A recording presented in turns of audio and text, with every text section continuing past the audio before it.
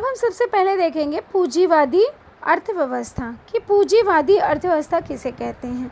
पूंजीवादी अर्थव्यवस्था में उत्पादन के साधनों और व्यवस्थापन पर निजी व्यक्ति का स्वामित्व होता है। पूंजीवादी अर्थव्यवस्था अर्थात जहाँ पर जो स्वामित्व होता है, अधिकार होता है, वो सब निजी व्यक्ति का होता है, अर्थात किसी एक ही व्यक्ति का होता है। जब किसी भी चीज़ पर एक ही व्यक्ति का स्वामित्व या अधिकार होता है, उसे कहा जाता है पूंजीवाद अर्थव्यवस्था।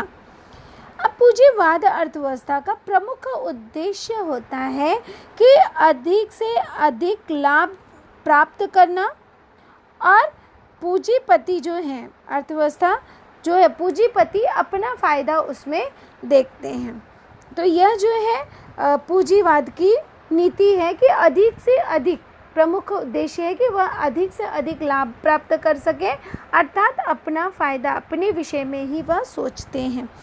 उदाहरण के तौर पर है जैसे जर्मनी, जापान, संयुक्त राज्य अमेरिका आदि देश जो हैं, इनकी अर्थव्यवस्था पूंजीवादी अर्थव्यवस्था है। आपको क्लियर हो गया होगा कि पूंजीवाद अर्थात जिसमें स्वामित्व जो होता है, अधिकार, स्वामित्व अर्थात अधिकार जो होता है किसी एक ही व्यक्ति का, निजी व्यक्ति का होता है, और इसी को कहते हैं पूंजीवादी अर्थव्यवस्था। अब हम दूसरा देखते हैं। दूसरा हमारा समाजवादी अर्थव्यवस्था। अब समाजवादी, अब इसके नाम से ही हमको क्लियर है कि जो समाज के हित के लिए जो अर्थव्यवस्था अपनाई गई है उसी को कहा जाता है समाजवादी अर्थव्यवस्था। तो समाजवादी अर्थव्यवस्था में उत्पादन के साधनों का स्वामित्व अर्थात अधिकार, जो उत्पादन के साधन है उसका अधिकार और प्रबंधन, अर्थात उस पर जो अधिकार है कि रोक टोक, प्रबंधन, व्यवस्थापन सरकार द्वारा किया जाता है, अर्थात इस पर सरकार का स्वामित्व होता है। ध्यान में रखिए, समाजवादी अर्थव्यवस्था में स्वामित्व अधिकार जो है वह सरकार का होता है, और इसी को हम कहते हैं समाजवादी अर्थव्यवस्था। यह पूंजीवादी अर्थव्यवस्था से बिल्कुल विपरीत में होती है। पूंजीवादी अर्थव्यवस्था जिस पर एक निजी व्यक्ति का अधिकार होता है, समाजवादी अर्थव्यवस्था जिस पर स्वामित्व अधिकार जो है वह केवल सरकार का होता है। अब इसका प्रमुख उद्देश्य क्या है? सामाजिक कल्याण के लिए अधिक लाभ प्राप्त करना, अर्थात समाज के हित के लिए जो भी सामान होता है वह समाज के हित के लिए होता है, और उसका अधिक से अधिक जो है उपयोग समाज के लोग कर सके, जनता कर सके, उन्हें उसका उन्हें जो है उसका लाभ प्राप्त हो, उसी को कहते हैं सामाजिक कल्याण। तो इसका प्रमुख उद्देश्य होता है। जैसे चीन, अभी चीन की चीज़ें बहुत सस्ती होती हैं। क्यों सस्ती होती हैं? क्योंकि वह समाज के हित के लिए जो भी चीज़ें बनाता है वह समाज के हित के लिए बनाता है। उसका उद्देश्य होता है कि अधिक से अधिक लोग जो है उसकी चीज़ों का उपयोग करें। रूस आदि जो देश हैं, देशों ने समाजवादी अर्थव्यवस्था स्वीकार की है। अब हम इसका तीसरा प्रकार देखेंगे, मिश्र अर्थव्यवस्था। अब मिश्र अर्थव्यवस्था क्या है? यह नाम से ही जैसे पता चल रहा है कि मिश्र अर्थव्यवस्था, यह अर्थव्यवस्था सार्वजनिक और निजी, सार्वजनिक अर्थात जिस पर सरकार का अधिकार होता है, और निजी क्षेत्र, निजी अर्थात जो प्राइवेट कंपनीज़ हैं, तो निजी क्षेत्र के सह अस्तित्व से बनती है, उनके सामंजस्य से मिश्र अर्थव्यवस्था का निर्माण होता है। अब इस अर्थव्यवस्था में लाभ और सामाजिक कल्याण इन दोनों का सहसंबंध रखा जाता है, अर्थात हमें लाभ भी हो और हमारे समाज का कल्याण भी हो, समाज के लोग भी उस चीज़ को अधिक से अधिक उपयोग में ला सकें। तो इस बात को ध्यान में रखकर चीज़ों का निर्माण किया जाता है, वस्तु का उत्पादन किया जाता है। एग्जाम्पल के लिए जैसे भारत, स्वीडन, यूनाइटेड किंगडम, ये जो सभी देश हैं इन्होंने मिश्र अर्थव्यवस्था को स्वीकार किया है। तो इस तरह से हमारी अर्थव्यवस्था को 3 भागों में, विश्व की अर्थव्यवस्था को 3 भागों में विभाजित किया गया है और अलग अलग देशों ने अपने सुविधा के अनुसार अलग अलग अर्थव्यवस्था को स्वीकार किया है। तो यहाँ पे ध्यान में रखना है आपको पूंजीवादी अर्थव्यवस्था, जहाँ पे निजी व्यक्ति का स्वामित्व होता है और इसका उद्देश्य होता है कि अधिक से अधिक लाभ कमाना, जैसे जर्मनी, जापान, संयुक्त राज्य अमेरिका देश हो गए। दूसरा है हमारा समाजवादी अर्थव्यवस्था। समाजवादी अर्थव्यवस्था में साधनों का स्वामित्व और प्रबंधन जो है वह सरकार द्वारा होता है, सरकार का स्वामित्व होता है, अधिकार होता है और इसका प्रमुख उद्देश्य होता है सामाजिक कल्याण के लिए अधिक लाभ प्राप्त करना, जैसे कि चीन और रूस देशों ने अपनाया है समाजवादी अर्थव्यवस्था। और अगली अर्थव्यवस्था है मिश्र अर्थव्यवस्था। यह अर्थव्यवस्था सार्वजनिक और निजी क्षेत्र के सहअस्तित्व से बनी है, अर्थात इस पर अधिकार और स्वामित्व सार्वजनिक का भी होता है, सरकार का भी होता है और निजी लोगों का भी होता है, प्रति व्यक्ति का भी होता है। और इस अर्थव्यवस्था में लाभ और सामाजिक कल्याण इन दोनों को ध्यान में रखा गया है, जैसे भारत, स्वीडन, यूनाइटेड किंगडम इत्यादि देश हैं। अब हम आगे देखेंगे कि अर्थव्यवस्था का वैश्वीकरण किसे कहते हैं, जिसे कहा जाता है भूमंडलीकरण। अर्थव्यवस्था का वैश्वीकरण अर्थात भूमंडलीकरण। अब हम देखेंगे कि ये भूमंडलीकरण क्या होता है।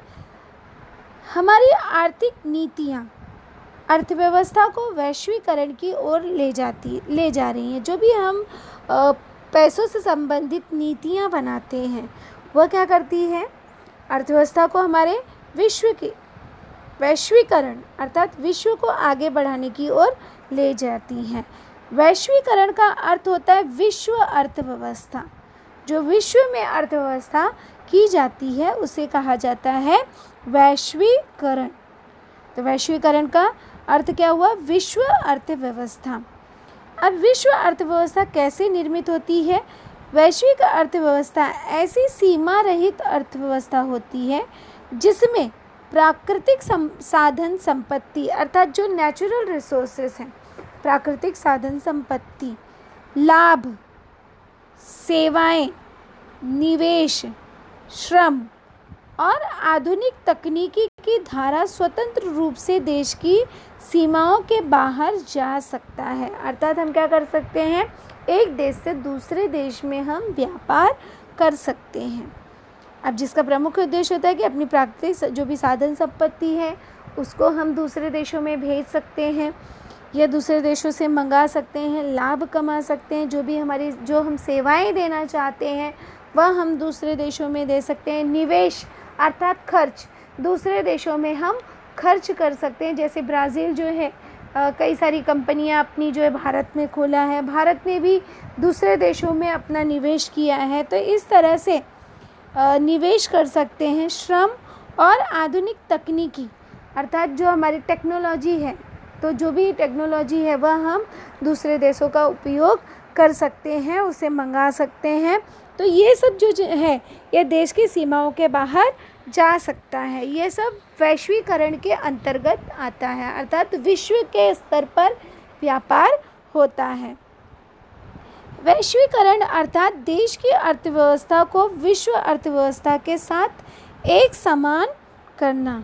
अपने देश की जो अर्थव्यवस्था है उसे विश्व के अर्थात पूरे विश्व में सभी देशों के क्या अर्थव्यवस्था उसके समान एक रूपता लाना। इसमें मुक्त व्यापार होता है, अर्थात स्वच्छंद रूप से हम व्यापार कर सकते हैं तथा निवेश से संबंधी भी बंधन निकाल दिए जाते हैं। अर्थात हम जितना चाहे दूसरे देशों में निवेश खर्च कर सकते हैं, वहाँ पर अपनी कंपनियाँ स्थापित कर सकते हैं। तो इसमें कोई भी बंधन रिस्ट्रिक्शन हमें नहीं है और इसी को कहा जाता है अर्थशास्त्र का वैश्वीकरण।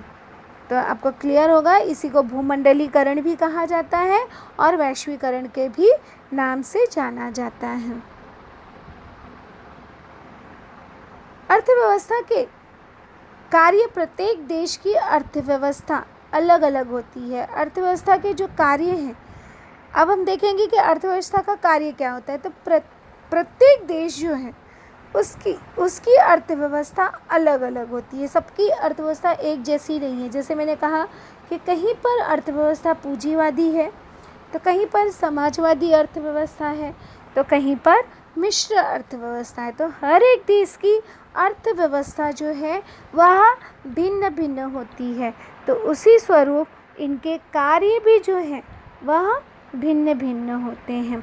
तो प्रत्येक देश की अर्थव्यवस्था अलग अलग होती है, फिर भी प्रत्येक अर्थव्यवस्था के प्रमुख कार्य, जो मुख्य कार्य हैं, निश्चित होते हैं।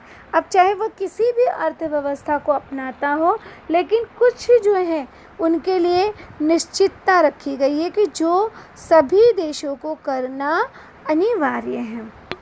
जैसे पहला कार्य क्या दिया गया है कि हर एक देश, चाहे वह पूंजीवादी देश हो, चाहे वह समाजवादी देश हो, चाहे हमारा जो है मिश्र अर्थव्यवस्था हो, तो कोई भी अर्थव्यवस्था को अपनाने वाला हो, उसके लिए यह ज़रूरी है कि यह निर्णय लेना कि किस वस्तु का कितना उत्पादन करना है।